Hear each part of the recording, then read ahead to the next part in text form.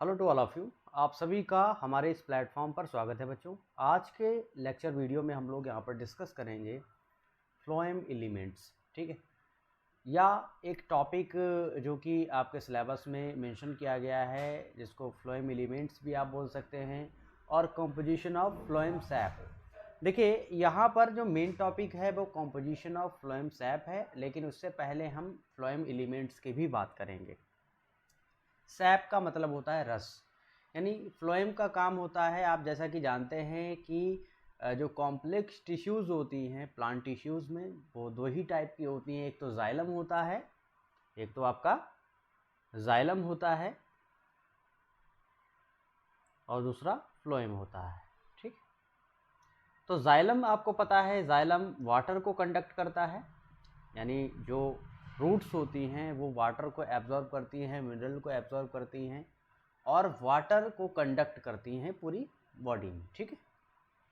उसी तरीके से फ्लोएम का भी काम इसी की तरह रहता है।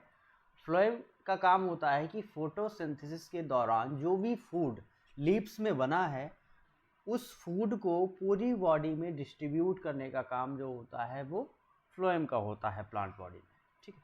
तो यहाँ पर हम फ्लोएम सैप की भी बात करेंगे, और जो पर्टिकुलर फोटोसिंथेसिस होता है प्लांट्स के अंदर लीव्स में, तो उसके दौरान जो मेन कंपोनेंट बनता है फूड सब्सटेंस के फॉर्म में, वो कार्बोहाइड्रेट ही होता है, ठीक है।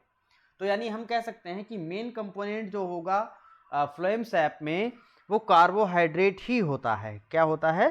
कार्बोहाइड्रेट ही पाया जाता है। लेकिन डिफरेंट डिफरेंट प्लांट्स ऐसे भी हैं कि उनके जो फ्लोएम जो होते हैं, अगर उनको हम एनालाइज करते हैं तो कार्बोहाइड्रेट की फॉर्म में सुक्रोज हो सकता है, या अदर कुछ प्लांट्स हैं जैसे कि कुकुरबिटा जो मेंबर्स हैं, या कुकुरबिटेसी फैमिली के मेंबर्स हैं, उसमें अगर आप देखेंगे सुक्रोज के अलावा फ्लोएम सैप की फॉर्म में ओलिगोसैकेराइड्स भी प्रेजेंट रहते हैं, जैसे रेफनोज, स्टेचियोज, वर्बास्कोस, ये ओलिगोसैकेराइड्स होते हैं, ठीक है, जो कि इनके फ्लोएम सैप के यानी भोजन के रूप में ये डिस्ट्रीब्यूट करते हैं प्लांट बॉडी में। तो यहाँ पर हम लोग फ्लोएम सैप की बात करेंगे। उससे पहले हम लोग बात करेंगे फ्लोएम एलिमेंट्स की, यानी जाइलम और फ्लोएम आप समझ सकते हैं, ये आपके वैस्कुलर टिश्यूज होते हैं। वैस्कुलर टिश्यू कह सकते हैं, या कॉम्प्लेक्स टिश्यूज आप इसको बोल सकते हैं, ठीक। तो कॉम्प्लेक्स टिश्यूज, अगर आपने प्लांट टिश्यूज पढ़ा है तो प्लांट टिश्यूज में आपको सबसे पहले यही पढ़ाया जाता है कि प्लांट एनाटॉमी में, कि प्लांट टिश्यूज दो टाइप की होती हैं। एक तो मेरिस्टेमेटिक टिश्यूज होती हैं, दूसरी परमानेंट टिश्यूज होती हैं। तो जो मेरिस्टेमेटिक होती हैं वो डिविजिबल होती हैं, डैट मीन वो अपने आप को डिवाइड कर सकती हैं, ठीक है, यानी डिवीजन की पावर उनके अंदर पाई जाती है। किसमें? मेरिस्टेमेटिक टिश्यूज में। सेकेंड, जो परमानेंट टिश्यूज होती हैं वो दो टाइप की होती हैं। एक तो सिंपल होती हैं, ठीक है, एक तो सिंपल टिश्यूज होती है परमानेंट में, और दूसरी होती है कॉम्प्लेक्स। तो कॉम्प्लेक्स में आती है कौन सी टिश्यूज? जिसमें कि जाइलम और फ्लोएम भी आते हैं, ठीक है। तो हम यहाँ पर पर्टिकुलर फ्लोएम की बात करेंगे कि फ्लोएम कैसा स्ट्रक्चर है, फ्लोएम टिश्यूज कैसा है, कैसे ये फूड को कंडक्ट करता है, कौन कौन से इसमें एलिमेंट्स ऐसे हैं जो कि फूड को कंडक्ट करते हैं, यानी जो फोटोसिंथेसिस के दौरान फूड बनता है लीव्स में, उस फूड को पूरी बॉडी में ले जाने का काम जो होता है, या ट्रांसपोर्ट करने का काम जो होता है, वो एक्चुअल में किसका होता है? फ्लोएम का होता है, ठीक है।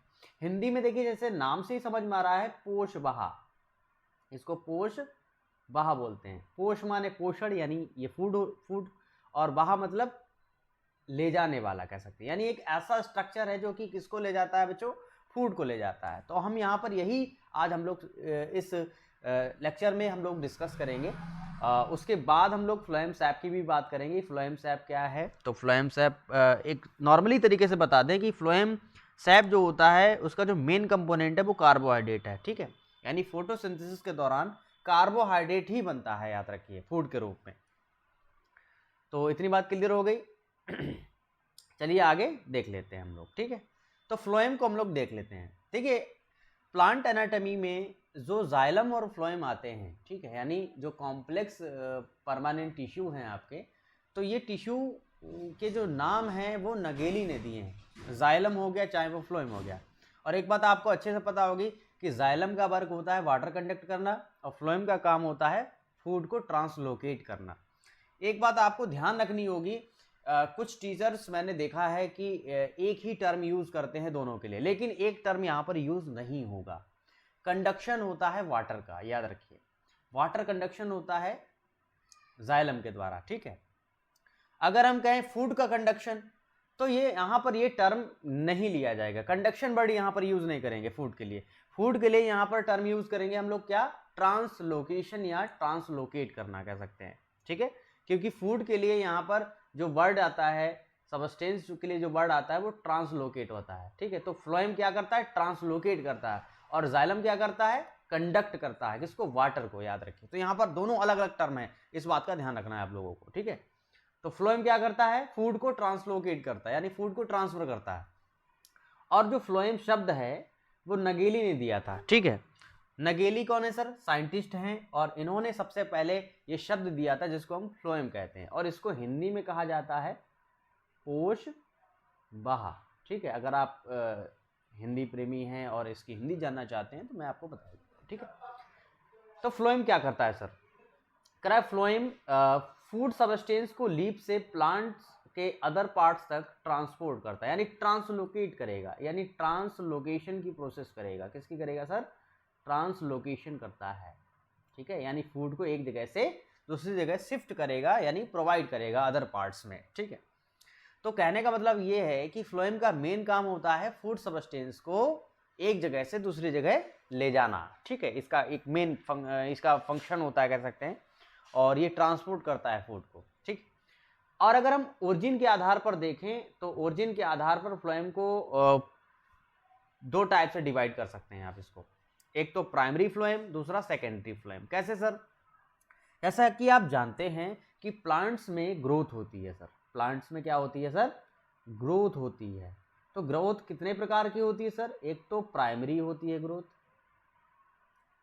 और दूसरी सेकेंडरी ग्रोथ होती है, ठीक है। तो आप एक बात याद रखिए, प्राइमरी ग्रोथ में क्या होता है, प्लांट की टालनेस बढ़ती है, यानी प्लांट्स की लंबाई बढ़ेगी, ठीक है। और इसी दौरान इसमें क्या बनेगा, प्राइमरी जाइलम और प्राइमरी फ्लोएम बनेगा वैस्कुलर टिश्यूज की फॉर्म में, ठीक है। ऐसे ही जो डाइकोट प्लांट्स होते हैं मोस्ट ऑफ, उसमें कैम्बियम प्रेजेंट रहता है, तो उसमें सेकेंडरी ग्रोथ होना ही है। तो सेकेंडरी ग्रोथ के दौरान क्या होता है, प्लांट की ब्रॉडनेस बढ़ती है, ब्रॉडनेस मतलब चौड़ाई बढ़ती है, इस बात का ध्यान रखना है। तो प्लांट में जो ग्रोथ होती है वो दो टाइप की होती है, एक तो प्राइमरी ग्रोथ होती है जिससे प्लांट की टालनेस बढ़ती है, और सेकेंडरी ग्रोथ में प्लांट्स की मोटाई यानी ब्रॉडनेस बढ़ती है, इस बात का ध्यान रखना है आपको, ठीक है। इतनी बात क्लियर हो गई।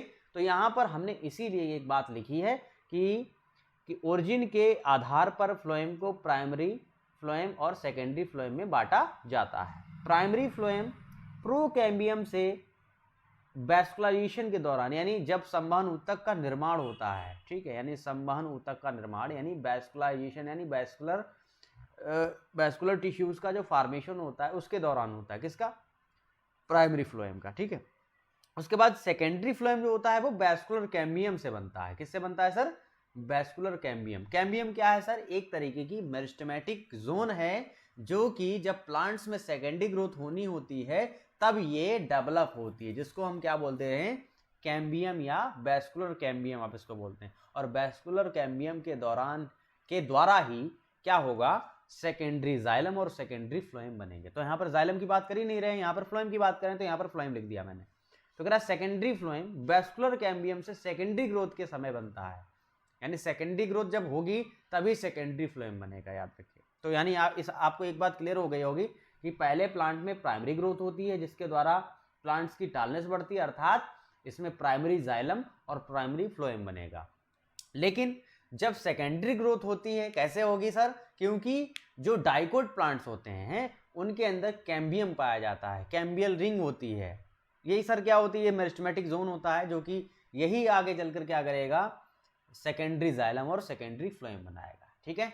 इस बात का ध्यान रखना। और स्पेशली सेकेंडरी ग्रोथ जो होती है वो डाइकोट प्लांट्स यानी द्विबीज पत्री पौधों में ही होता है, मोनोकॉट में नहीं होगा, याद रखिए। तो मोनोकॉट में कौन सी ग्रोथ होती है, केवल प्राइमरी ग्रोथ ही होती है, यानी सेकेंडरी ग्रोथ क्या होगी, एब्सेंट होगी, इस बात का ध्यान रखना है, ठीक है।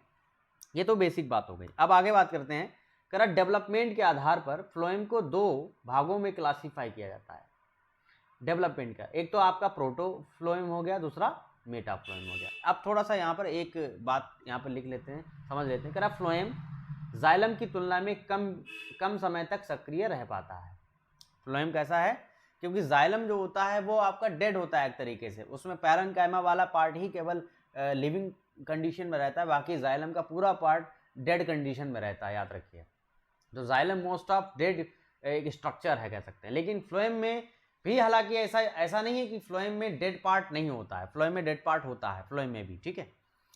तो कह रहा फ्लोएम जाइलम की तुलना में कम समय तक सक्रिय रह पाता है, ठीक है। तो यानी क्योंकि इसमें लिविंग टिश्यूज ज़्यादा हैं फ्लोएम के अंदर, इसलिए कम समय तक क्या रहेगा, सक्रिय रह पाएगा, एक्टिव रह पाएगा। कह रहा प्रोटोफाइलम में नैरो सीप ट्यूब्स। सीप ट्यूब्स क्या होती है सर? सीप का मतलब क्या है सर?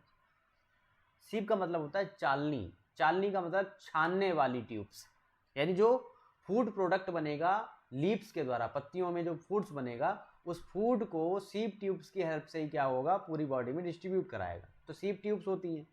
जबकि मेटाफ्लोएम में लार्ज सीप ट्यूब्स होती है। तो इस बात का ध्यान रखना है, ये बात आपको अभी याद रखनी पड़ेगी। अभी हम आगे अभी बात करेंगे कि कौन कौन से पार्ट ऐसे होते हैं जो कंडक्शन करते हैं और कुछ ऐसे भी होते हैं जो कंडक्शन नहीं करते हैं। कंडक्शन का मतलब है ट्रांसलोकेशन। यहाँ पर हमने वर्ड, वही बात है कि मैंने वर्ड कंडक्शन ना कहकर मैं यहाँ पर कंडक्शन को हटाकर ट्रांसलोकेशन हर जगह लिख दूंगा, ठीक है। बुक्स में लिखा हो सकता है, लेकिन ये उसका जो उच्चारण है ये गलत है वैसे मेरे हिसाब से, ठीक है। कारण जबकि मेटाफ्लोएम में लार्ज सीप ट्यूब्स होती है, इस बात का ध्यान रखना, ठीक है। अब देखिए फ्लोएम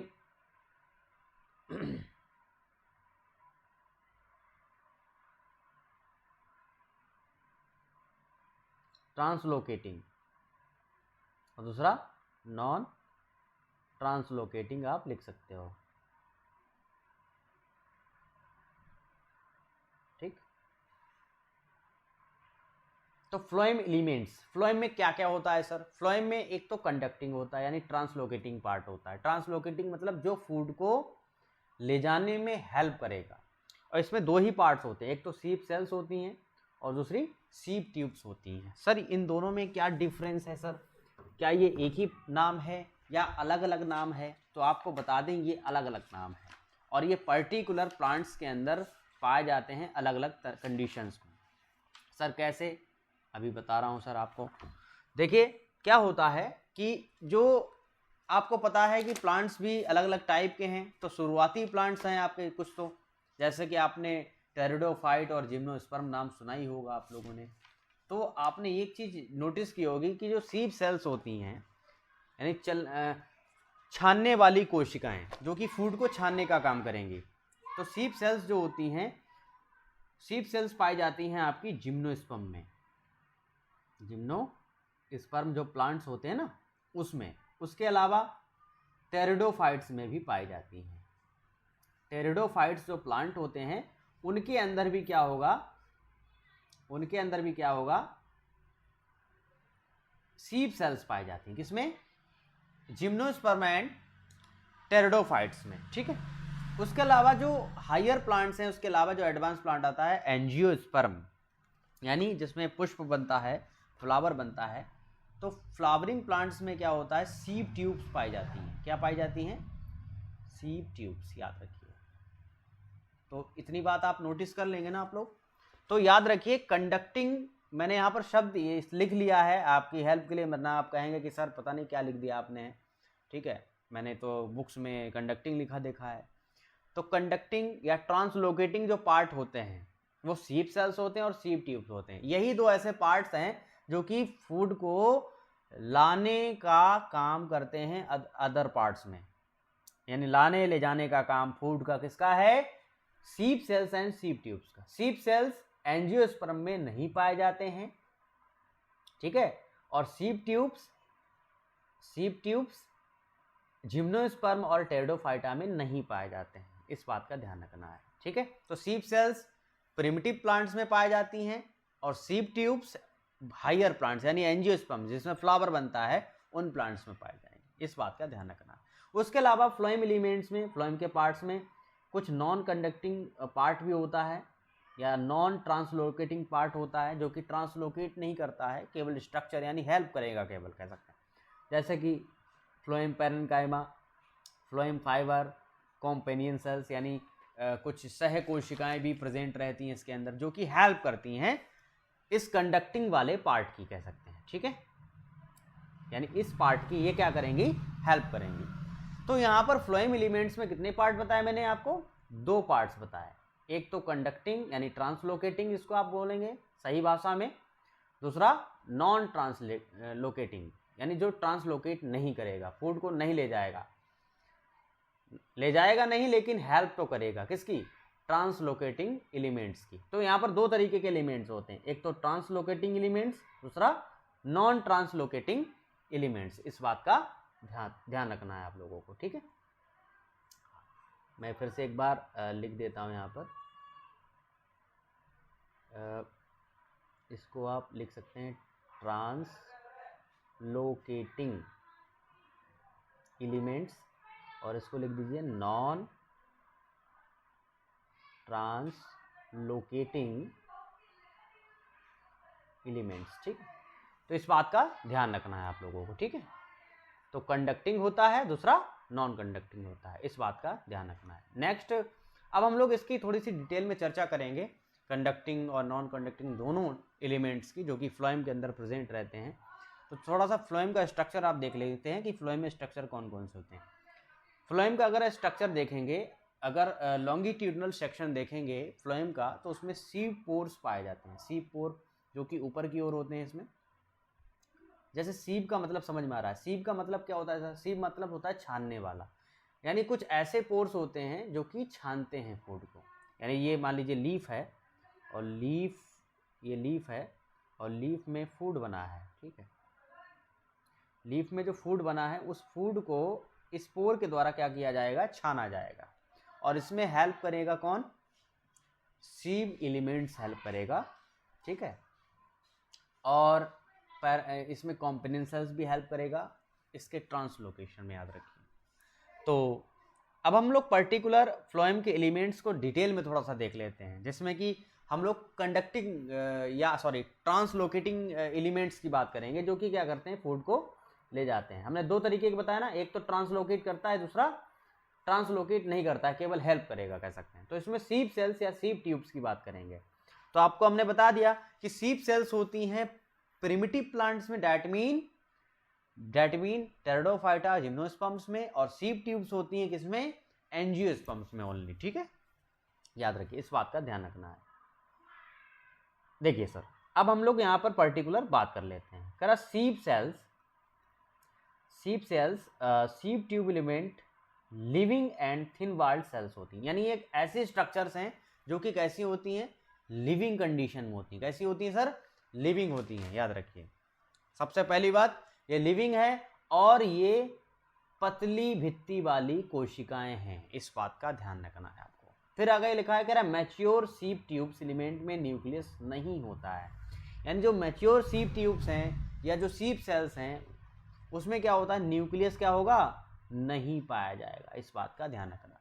मैच्योर सीव ट्यूब्स में क्या होगा, न्यूक्लियस नहीं प्रेजेंट होगा, डैट मीन हम कह सकते हैं कि यहाँ पर क्या होगा, अतः हम कह सकते हैं कि यहाँ पर क्या कैसी सेल्स होंगी, अनन्यूक्लिएटेड कह सकते हैं, यानी कोई भी न्यूक्लियस प्रेजेंट नहीं होगा, यानी ऐसी लिविंग सेल्स होंगी, ठीक है। फिर कह रहा है प्रत्येक सीव ट्यूब्स एलिमेंट में सेंट्रल वैक्यूल प्रेजेंट रहती है। अगर आप देखेंगे इसके स्ट्रक्चर को, सीव सेल्स के स्ट्रक्चर को, तो बीच में क्या पाई जाएगी, एक वैक्यूल भी आपको यहाँ पर दिखाई देगी, ठीक है, क्लियर। आगे देखते हैं, और इसके चारों ओर साइटोप्लाज्म थिन लेयर की फॉर्म में पाया जाता है, ठीक है।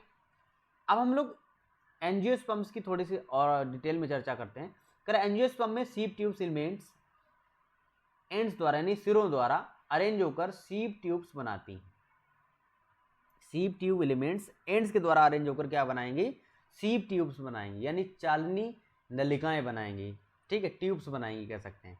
और कह रहा है इसकी जो वॉल्स होंगी किसकी, सीव ट्यूब्स की, वो कैसी होंगी, परफोरेटेड होंगी। परफोरेटेड का मतलब जैसे अभी हमने बताया आपकी, आपको अभी, यानी ये ऐसी ट्यूब्स है जिसमें पोर्स पाए जाएंगे। क्या पाए जाएंगे सर? पोर्स, यानी छिद्र पाए जाएंगे। जैसे कि आप देख सकते हैं, थोड़ा सा मैं इसको इरेज कर देता हूँ, ठीक है, इसको मैं थोड़ा सा इरेज कर देता हूँ और अब आपको दिखाई देगा थोड़ा सा क्लियरली। देखिए, जैसा आप देख सकते हैं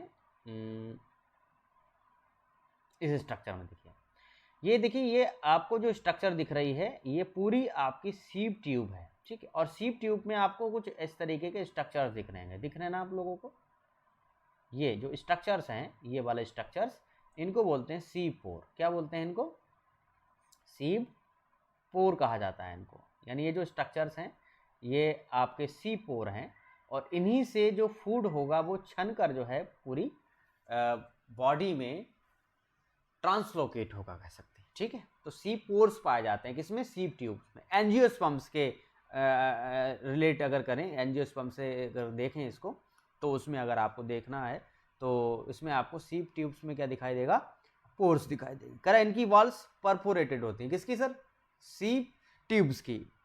परफोरेटेड का मतलब होता है पोर्स वाली, यानी ऐसी भित्ति, ऐसी वॉल जैसी जिसमें पोर पाए जाए। करा इन पोर्स को सीप पोर्स कहते हैं। क्या कहते हैं? सीप पोर्स। तथा इस प्रकार से निर्मित बाल को सीप प्लेट्स कहेंगे, जिसमें सीप पोर्स पे पाए जा रहे हैं। यानी ऐसी वॉल जिसमें पोर्स प्रेजेंट हैं, तो जो पोर्स हैं उनको तो सीप पोर्स कह रहे हैं, लेकिन ऐसी पूरी ट्यूब को आप क्या कहेंगे? सीप प्लेट्स कहेंगे। क्या कहेंगे? सीप प्लेट्स, यानी चालनी पट्टिकाएं कह सकते हैं, या पट्टियां कह सकते हैं, ठीक है। अच्छा सर, फिर उसके बाद कह रहा है कि इन पोर्स द्वारा food substance transport soluble state में होता है। यानी सॉल्युबल का मतलब है कि बड़े मॉलिक्यूल्स तो आए नहीं भाई। छन्नी का काम क्या होता है? छन्नी का काम होता है छानना, कह सकते हैं। तो इन पोर्स का काम होता है छानना। तो यानी ये फूड सबस्टेंस को क्या करेंगे? छानेंगे। कुल मिलाकर कर सॉल्युबल स्टेट में होता है, घुलनशील अवस्था में ही पाया जाएगा, ठीक है। तो यानी ये जो आपके जो पोर्स हैं ये क्या करेंगे? फूड को छानने का काम करेंगे, ठीक है। हाँ, आगे देखते हैं। फिर लिखा है एटम सीजन में, यानी जब पतझड़ आता है, पतझड़ का जो मौसम होता है ना, उस सीजन की बात कर रहे हैं, पतझड़।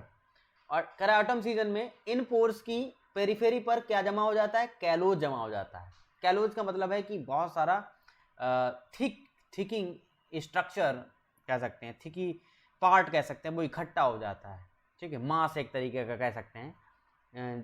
तो कैलोज, उसको आप कैलोज बोल सकते हो। तो कह रहा है पेरिफेर पर कैलोज जमा हो जाता है और एक थिक स्ट्रक्चर बन जाती है, जिसको हम कैलोज पैड बोलते हैं। जैसे नहीं घट्टा बोलते हैं आप लोग हिंदी में, कह सकते हैं किसी चीज़ को, कोई चीज़ इकट्ठी हो जाती है, या आपके त्वचा के ऊपर कोई मोटा सा स्ट्रक्चर जब बन जाता है तो आप कहते हैं ये गट्टा हो गया, ये घट्टा है। इसको आप इस तरीके से उच्चारित करते हैं, बोलते हैं, ठीक है। या आप कह सकते हैं गांठ बन गई है, तो एक गांठ जैसी स्ट्रक्चर कह सकते हैं। एक कैलस जो स्ट्रक्चर होता है पोर्स की पेरिफेरी पर, कब? पतझड़ के मौसम में, यानी शरद ऋतु इसको आप बोल सकते हैं। तो शरद ऋतु में जो पोर्स होते हैं उनकी पेरिफेरी पर, उनकी पेरिफेरी का मतलब रेडियस पर क्या होगा? कैलोज जम जाएगा और एक थिक स्ट्रक्चर बन जाएगा, जिसको हम कैलोज पैड के नाम से जानते हैं। किस नाम से जानते हैं? कैलोज पैड के नाम से जानते हैं, ठीक है। जैसा कि आप डायग्राम में सीप प्लेट्स का हम यहाँ पर डायग्राम देख पा रहे हैं, तो आप देख सकते हैं कि यहाँ पर सीप प्लेट्स दिख रही हैं आपको। तो सीप प्लेट्स में कहीं कहीं पर आपको क्या दिख रहा है? गट्टे जैसे स्ट्रक्चर दिख रहे हैं, दिख रहा है ना, गोल गोल। ये आपके होते हैं सीप कैलोज, ठीक है। तो कैलोज यहाँ पर देखिए, यहाँ पर बन गया है, और ऐसे स्ट्रक्चर को आप क्या कहेंगे? कैलोज पैड बोलेंगे पूरे स्ट्रक्चर को, ठीक है। ये पूरी सीप ट्यूब दिखाई गई है, याद रखिए, ये सीप ट्यूब है पूरी, ठीक है। तो सीप ट्यूब में क्या है? छोटे छोटे गट्टे बन गए हैं, जिसको हम कैलोज के नाम से जानते हैं। That's clear. फिर देखिए, कैलोज पैड सीप प्लेट्स की सुरक्षा करता है। यानी जो सीप प्लेट्स हैं उनकी क्या करता है? सुरक्षा करता है। और कह रहा है इसे बैक्टीरियल इन्फेक्शन से या ड्राई होने से बचाता है। और जब बसंत ऋतु आती है, स्प्रिंग सीजन आता है, तब ये जो कैलोज होता है ना, ये घट्टेदार स्ट्रक्चर जो होता है, ये जो पूरा मास है कह सकते हैं, ये घुल जाता है, कह सकते हैं, ठीक है। फिर लिखा क्या लिखा है, कह रहा कैलोज एक प्रकार का, अब आपके मन में आ रहा है कि सर कैलोज होता क्या है, तो लिखा एक बात मैंने लिख दी है, कैलोज एक प्रकार का बीटा 1,3 ग्लूकैन होता है, बीटा 1,3 ग्लूकैन होता है, इस बात का ध्यान रखना है, ठीक है। अब हम लोग बात करते हैं लोअर प्लांट्स की, ये तो हमने अभी एंजियोस्पर्म के अंदर बात की, कैलोज वगैरह बन जाता है ऑटम सीजन में और स्प्रिंग सीजन में घुल जाता है। हाँ, जिम्नोस्पर्म की बात करें और टेरिडोफाइट की बात करें, इनके अंदर देखें तो सीप सेल्स पाई जाती हैं, आप भी जानते हैं अच्छी तरीके से, सीप ट्यूब्स नहीं होंगी, सीप ट्यूब्स किस में होंगी, एंजियोस्पर्म्स में होंगी। तो कह रहा है सीप सेल्स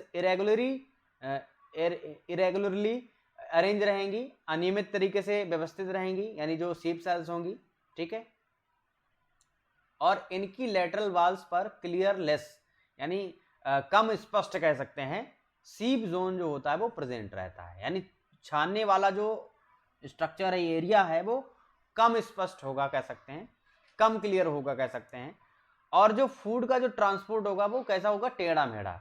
भाई जब सीधी सी बात है कि इरेगुलर शेप में सीप सेल्स पाए जाएंगी तो फूड को छानने में क्या होगा, थोड़ी सी कठिनाई होगी ना, तो सीधी सी बात है कि सीप सेल्स की जो स्ट्रक्चर्स हैं वो कम पाई जा रही हैं, जो कम पाई जा रही हैं तो सीप जोन कैसा होगा, कम स्पष्ट होगा, तो कम स्पष्ट होगा तो फूड कैसा होगा, जिग जैग होगा, टेढ़ा मेढ़ा होगा कह सकते हैं, ठीक है। फिर कह रहे सीप सेल्स नैरो, सीप सेल्स जो कि किस में पाई जाती है, जिम्नोस्पर्म और टेरिडोफाइटा में, एंजियोस्पर्म में नहीं पाई जाती हैं, सीप ट्यूब्स पाई जाती हैं एंजियोस्पर्म में, इस बात का ध्यान रखना है, मैं बहुत बार बोल चुका हूँ। सीप सेल्स नैरो एलोंगेटेड होती हैं, यानी नैरो मतलब संकरी होंगी और एलोंगेटेड, और कह रहा है ये एंड्स पर पॉइंटेड होती हैं, अगर इनके सिरे देखेंगे आप तो कैसे होंगी, पॉइंटेड, नुकीले होंगे, या फिर ये चपटी भित्ती वाली यानी ऑब्लिक वाल वाली हो सकती हैं, ठीक है, इस बात का ध्यान रखना है। अच्छा सर, अब थोड़ा सा डायग्राम पर देखिए, आपको सी प्लेट्स दिख रही होंगी, ये टीएस ऑफ फ्लोएम टिश्यू है और ये longitudinal section of sieve plates, sieve plates का यहाँ पर आपको पूरा स्ट्रक्चर दिखाया गया, ठीक है। सी प्लेट्स पर आपको ये कैलोज भी दिख रहा होगा, और जो कि एटम सीजन में ही बनता है, याद रखिए, ठीक है। और जब स्प्रिंग सीजन आता है तो ये जो कैलोज होता है वो घुल जाता है, ठीक है। कह सीप ट्यूब्स एलिमेंट्स में विशेष प्रकार की प्रोटीन, पी प्रोटीन या पी फ्लोएम प्रेजेंट रहता है, ठीक है। कह पी प्रोटीन का मेन फंक्शन, इसका काम क्या है सर, सीप ट्यूब्स, अच्छा सीप ट्यूब्स किस में पाया जाता है सर, एंजियोस्पर्म्स में, मैं कितनी बार बोल चुका हूँ और आपको भी ध्यान रखना है, याद रखिए, ठीक है। तो कह रहा है सीप ट्यूब्स सीप एलिमेंट्स में विशेष प्रकार की प्रोटीन होती है, सर ये प्रोटीन करती क्या है, अभी बता रहे हैं। कह रहा पी प्रोटीन का मेन फंक्शन कटने फटने से बने घाव को, जैसे कि किसी कारण कट फट गया है तो कटने फटने से बने घाव को सील बंद करने की मैकेनिकली तथा फूड के ट्रांसलोकेशन की प्रोसेस से भी संबंधित है, याद रखिए। यानी पी प्रोटीन का काम है फूड के ट्रांसलोकेशन से लेकर जो भी उसके टिश्यूज कट फट गए हैं तो उनको मैकेनिकली ठीक करने में और सील बंद करने में, इनमें इसका मेन फंक्शन रहता है पी प्रोटीन का, जिसमें सर सी ट्यूब्स में, ठीक है। अब आता है सेकेंड पार्ट, कॉम्पेनियन सेल्स, जो कि एक non conducting tissue, sorry non translocating tissue है, ये ट्रांसलोकेशन नहीं करता लेकिन ट्रांसलोकेशन में हेल्प करता है, ठीक है। ये भी सेल्स हैं एक तरीके की जो कि सहायता करती हैं, इनको आप सह कोशिका या सहकारक कोशिकाएं या सहायक कोशिकाएं भी बोल सकते हैं, हिंदी में सहायक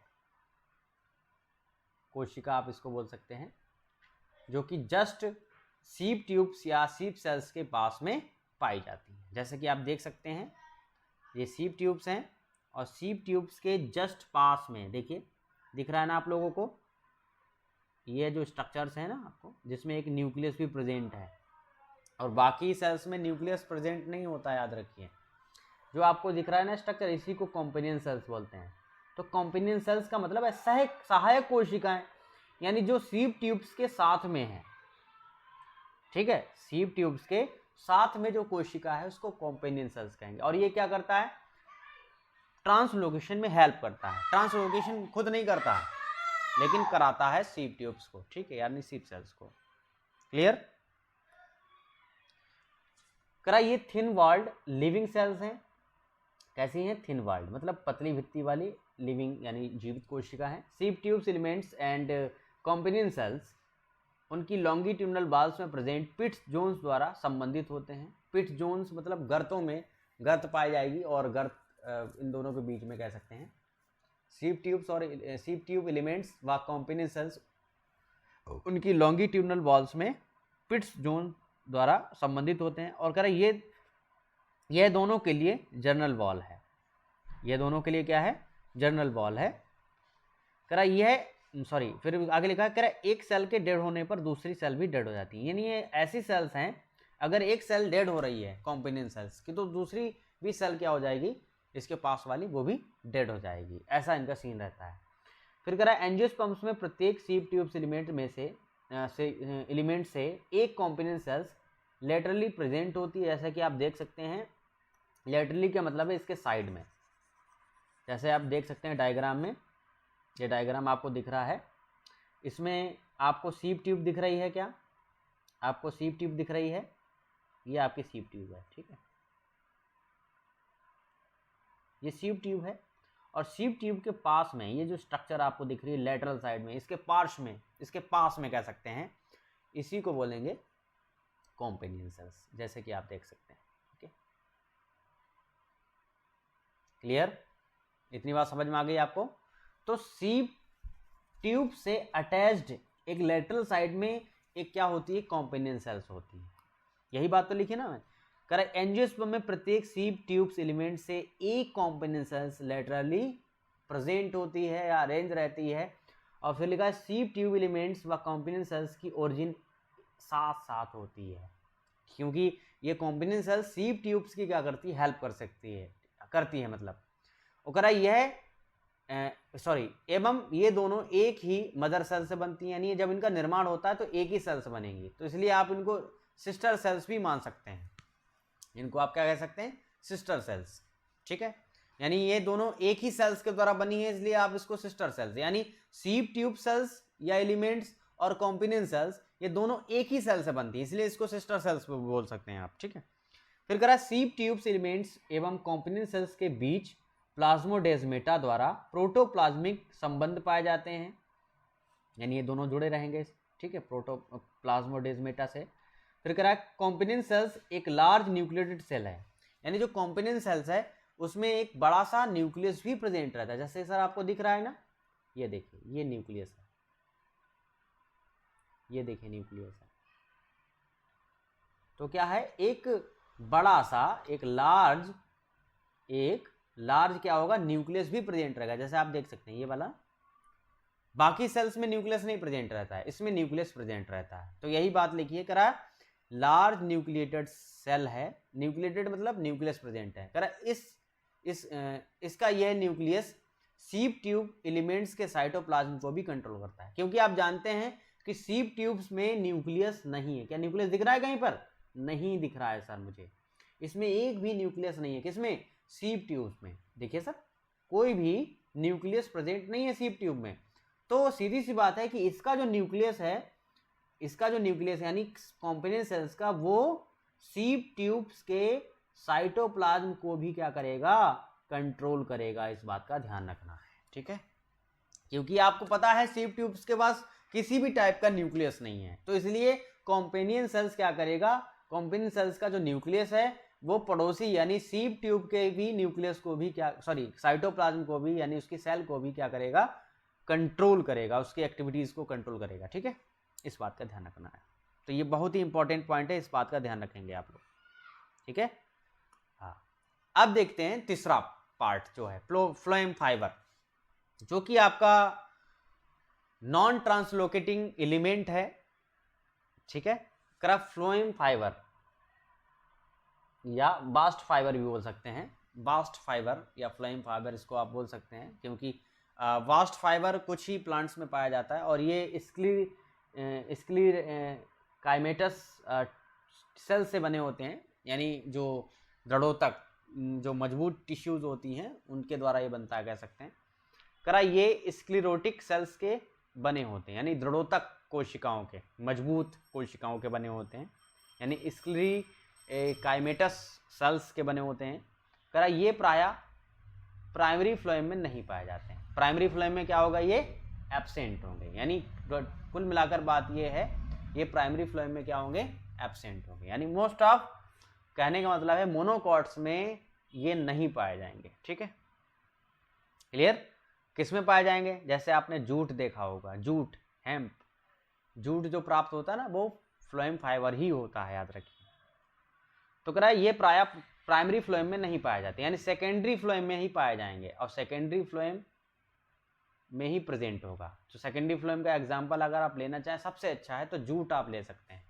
तो जूट जो प्राप्त होता है ना, जूट में हम फ्लोएम फाइबर ही कलेक्ट करते हैं और उससे जूट निकालते हैं। ठीक है, पर ये फाइबर सीव एलिमेंट्स का मतलब है सीव सेल्स और sieve tubes, sieve elements and sieve tubes को क्या करेंगे, मजबूती प्रदान करेंगे। ठीक है, तो ये हो गया आपका फ्लोएम फाइबर जो कि नॉन ट्रांसलोकेटिंग पार्ट है। ठीक है, फ्लोएम पैरेन्काइमा की बात करते हैं। पैरेन्काइमा है तो सीधी सी बात है ये भी क्या होगा, लिविंग होगा कह सकते हैं, और इसको आप वास्ट पैरेन्काइमा भी बोल सकते हैं। ठीक है, करे ये थिन वॉल लिविंग सेल्स है, करे इसमें रेजिन निकलता है, लेटेक्स, म्यूसिलेज आदि सबस्टेंस क्या होते हैं, स्टोर रहते हैं।